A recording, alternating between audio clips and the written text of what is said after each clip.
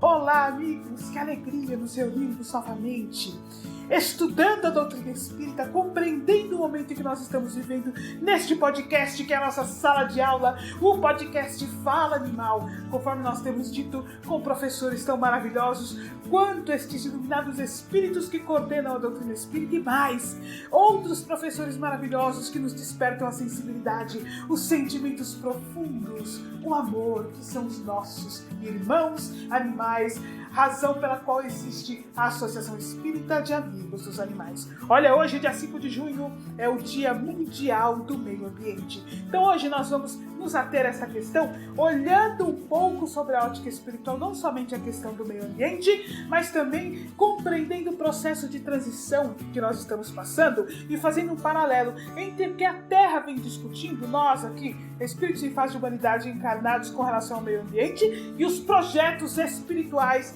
relativos ao meio ambiente, que nada mais é do que a nossa escola Terra, que abriga todos os espíritos do Senhor em diversos estágios de evolução. Nós vamos iniciar ouvindo um texto que vai fazer aí uma retrospectiva sobre esta questão do Dia Mundial do Meio Ambiente, e aí em seguida nós vamos trazer justamente essa reflexão para que nós possamos ter sempre o olhar espírita, o olhar do Evangelho de Jesus, o olhar da lógica e da razão sobre tudo que nós discutimos aqui em nossa reencarnação. Olá a todos, eu vou fazer uma leitura que está no site das Nações Unidas do Brasil e o título é Dia Mundial do Meio Ambiente 2022, que foi transmitido ao vivo neste domingo.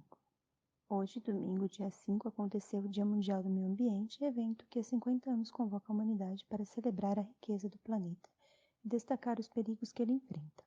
Com o tema Uma Só Terra, o evento deste ano será transmitido da Suécia e Nairobi, através do site oficial da data. O Programa das Nações Unidas para o Meio Ambiente, o PNUMA, produziu um guia prático sobre o tema de 2022, que serve como uma bússola para orientar governos, cidades, empresas, grupos comunitários e indivíduos sobre as principais ações ambientais que podem ser implementadas para efetuar mudanças reais. Caso vocês queiram ver, tem um vídeo lá no site, muito interessante, vale a pena, tá? Há 50 anos, acontecia em Estocolmo, na Suécia, a primeira Conferência das Nações Unidas sobre o Meio Ambiente Humano. Considerada como a primeira cúpula ambiental global, a conferência consolidou, entre outros importantes marcos, a ideia de criar um Dia Mundial do Meio Ambiente. A primeira celebração ocorreu 2 anos depois, em 74. Desde então, o evento anual, que acontece sempre no dia 5 de junho, ajudou a exaltar o planeta e a destacar os perigos que ele enfrenta. Especialistas dizem que isso também funcionou mudanças, ajudando na criação de tratados globais que abrangem várias agendas, desde poluição plástica até desperdício de alimentos. O Dia Mundial do Meio Ambiente oferece uma plataforma para ação coletiva, disse o chefe de Advocacy e Comunicação do Programa das Nações Unidas para o Meio Ambiente. Butch ajuda a amplificar vozes e a fortalecer a ação dos participantes para impactar a mudança.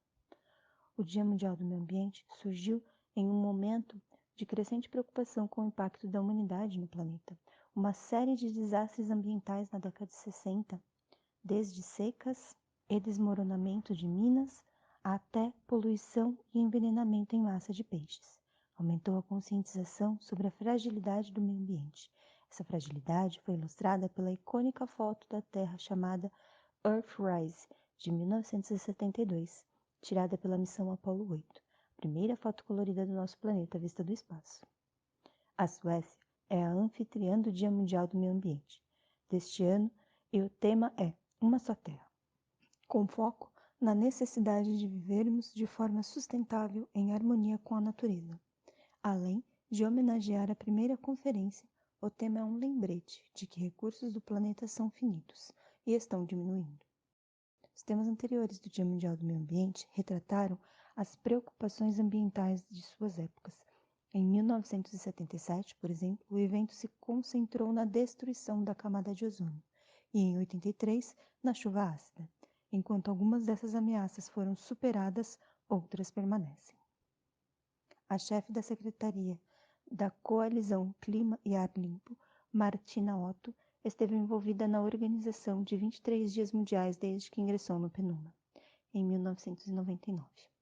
Para Otto, a data é tanto um chamado à ação quanto uma celebração, e observa que, em alguns casos, o Dia Mundial do Meio Ambiente também precedeu a mudança global. Otto atribui à data de 2018, por exemplo, o desencadeamento de um diálogo global sobre os números crescentes da poluição plástica, dos quais cerca de 7 bilhões de toneladas foram lançadas no meio ambiente desde 1950. No início deste ano, as lideranças mundiais se comprometeram a criar um tratado internacional juridicamente vinculante para acabar com a poluição plástica. A cada ano, a data foi engajando a sociedade civil e autoridades, além de registrar um importante aumento no número de pessoas participando online das comemorações. Em 2019, por exemplo, a data foi organizada pela China, com foco na poluição do ar, e teve mais de 12 milhões de hashtags no Twitter e no site da mídia social chinês Weibo. Em 2020, o evento foi sediado pela Colômbia, com foco na biodiversidade, obtendo um engajamento ainda mais expressivo. A campanha hashtag Hora da Natureza do PNUMA obteve mais de 100 milhões de visualizações nas redes sociais do PNUMA. O Snapchat também criou uma lente especial da realidade aumentada para a data, e suas centenas de milhões de usuários em todo o mundo. O burburinho online foi refletido pelo progresso real da política. 14 líderes mundiais, incluindo da Colômbia, Costa Rica, Finlândia, França e Seychelles, divulgaram uma declaração do Dia Mundial no Dia Mundial do Meio Ambiente, pedindo aos governos de todo o mundo que apoiem uma nova meta global de proteger pelo menos 30% da terra e do oceano do planeta até 2030. Em 2022, o Dia Mundial do Meio Ambiente deste ano encontra o planeta enfrentando uma tripla crise de mudanças climáticas, perda de natureza e biodiversidade, e poluição e resíduos. À medida que essas crises se tornaram mais agudas, a mensagem deste dia torna-se mais urgente. Espera-se que o envolvimento inspire centenas de eventos e ações em todo o mundo, desde um rally de veículos elétricos no Cairo até um enorme cyclathon em Mumbai e uma unidade de lixo eletrônico em Bucareste. A ciência é clara, é necessária uma ação urgente e transformadora para deter o declínio do mundo natural. Por isso, o PNUMA produziu o guia prático #Uma Só Terra, com uma bússola que orienta governos, cidades, empresas, grupos comunitários e indivíduos sobre as principais ações ambientais que podem implementar para efetuar mudanças reais. Precisamos entender que temos apenas este mundo, este único planeta, disse a diretora executiva do PNUMA, Inger Andersen, na semana passada. Abre aspas, temos que nos mover juntos e alcançar essa sustentabilidade a longo prazo. Fecha aspas. É interessante porque nós vemos ao longo do texto, por exemplo, uma coisa que nos chama atenção é que o objetivo é que se comprometa a preservar pelo menos 30% do ambiente da Terra. E aí nós vemos como isso está distante dos reais objetivos dos espíritos em fase de humanidade, cuja tarefa é auxiliar o processo reencarnatório dos espíritos em fases anterior à sua. Então aí nós temos, vamos cumprir apenas 30% de nossas tarefas, de nossos deveres, dever daquele que conhece o Evangelho do Cristo, o dever daquele que compreende, por exemplo, os processos de evolução, ou o dever daquele que sabe que existe Deus, daquele que desenvolve a compaixão e o amor com o foco da compreensão, da lógica, do raciocínio do espírito que caminha para a fase angelical. Então por aí nós começamos a perceber que efetivamente tivemos grandes progressos ao longo do tempo, mas estamos longe dos objetivos efetivos que nos cabem e com prazo para atingir estes objetivos. Quando nós vamos ouvindo a história de como foi visto as discussões e as conquistas dos tratados de proteção do meio ambiente, nós vemos que muitas vezes tratou-se do seguinte, olha, não é uma prevenção, não é uma discussão sobre de que forma nós vamos nos relacionar com o meio ambiente, visando criar um caminho efetivo de riqueza, de aproveitamento dos campos do amor. Não, é quase um apagar um incêndio. Olha, agora nós temos chuva ácida, nós temos camada de ozônio. Como nós vamos parar de lesar? Eu não tenho dúvida que chegará um momento em que nossa discussão será como nós vamos reconstruir. E não há dúvida, por tudo que nós estudamos aqui no podcast Fala Animal, que este caminho efetivo não deixará de passar pela questão do veganismo. E olha, não só pela ótica vibratória que nós tanto discutimos aqui, ou seja, esta camada imensa de violência, de crueldade, de dor e de sofrimento que está impregnada no planeta como um todo, pelos 70 bilhões de animais, no mínimo, que morrem por ano, 1 trilhão de peixes, animais terrestres, 70 bilhões. Quando nós vemos este número, é assim, espantoso que nós ainda tenhamos condição de viver no planeta com tanta dor, tanta crueldade, tanta violência, com tanta densidade vibratória, efetivamente, com tanto egoísmo, com tanta falta de responsabilidade para com nossos irmãos mais jovens.